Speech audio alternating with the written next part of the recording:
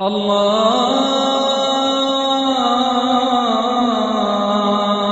আকবার, আল্লাহু আকবার, আল্লাহু আকবার, আল্লাহু আকবার। ডক্টর জাকির, মুসলিমরা যে প্রত্যেক রমজান মাসে সেই আগের ভুলগুলোই বারবার করছে, এর পেছনে কারণটা আসলে কি? আলহামদুলিল্লাহ, ওয়াসসালাতু ওয়াসসালাম আলা রাসূলিল্লাহ ওয়া আলা আলিহি ওয়া সাহবিহি আজমাইন। মুসলিমরা যে কারণে প্রত্যেক রমজান মাসে বারবার একই ভুল করছে, রোজার নিয়মগুলো ঠিকভাবে পালন করছে না, সেটা দিন সম্পর্কে তাদের জ্ঞান কম। আল্লাহর এই দিন সম্পর্কে তারা খুব কম জানে। আর মানুষ যে কম জানে, এর পেছনের কারণটা হচ্ছে বেশিরভাগ মুসলিম তারা পড়ে না নির্দেশগুলো আল্লাহ সুবহানাহু ওয়া তাআলার। তারা অর্থ বুঝে পবিত্র কোরআন পড়ে না।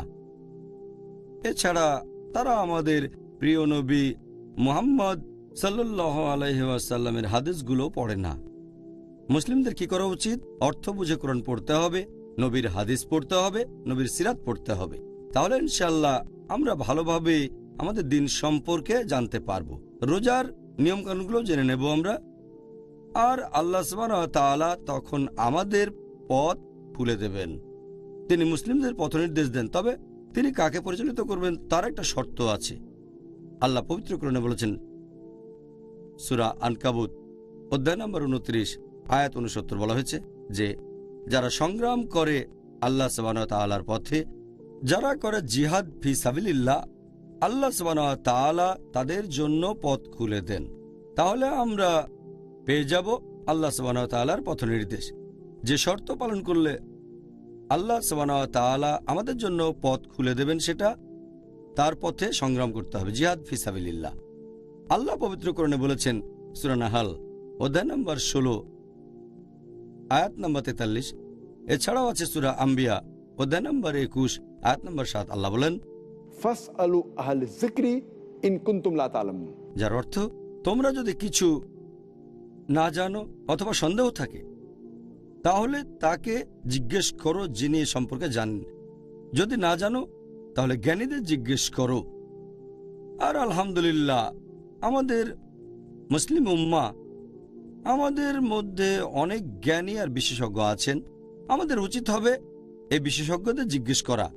এই বিশেষজ্ঞগণ ইসলাম ধর্ম সম্পর্কে জানেন, তারা আমাদের দিনের নিয়ম কানুনগুলো ভালো জানেন।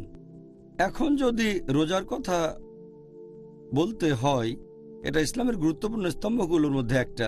প্রত্যেক মুসলিমের অন্তত এটা জানা উচিত যে কখন রোজা রাখা শুরু করব, রোজার নিয়ম কানুনগুলো কি কি।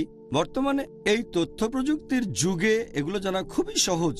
মুসলিমরা শুধুমাত্র তাদের অবহেলার কারণেই এইসব নিয়ম কানুনের ব্যাপারে অজ্ঞ থেকে যায়। এটা জেনে নেওয়া খুবই সহজ যে রোজা শুরুর সময়টা কখন থেকে শুরু হয়ে যায়, অর্থাৎ সাহরির সময় শেষ, তারপর ইফতারের সময় কখন, রোজা কখন ভাঙবো, কোন কোন কারণে রোজা ভেঙে যায়, ইত্যাদি ইত্যাদি।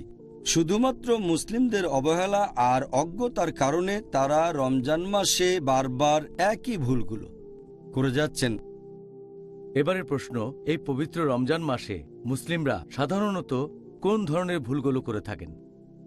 এই রমজান মাসে মুসলিমরা যেসব কমন ভুলগুলো করে থাকে সেগুলোকে মোটামুটি 4 ভাগে ভাগ করা হয়ে থাকে। প্রথম ক্যাটাগরিটা হচ্ছে রোজার অতি আবশ্যকীয় নিয়মকানুনের ক্ষেত্রে মুসলিমরা সাধারণত যে ভুলগুলো করে থাকে। দ্বিতীয় ক্যাটাগরিটা হচ্ছে মুসলিমদের করা সেই ভুলগুলো যেগুলো রোজা সম্পর্কিত বিভিন্ন সুন্নতের বিরুদ্ধে যায়।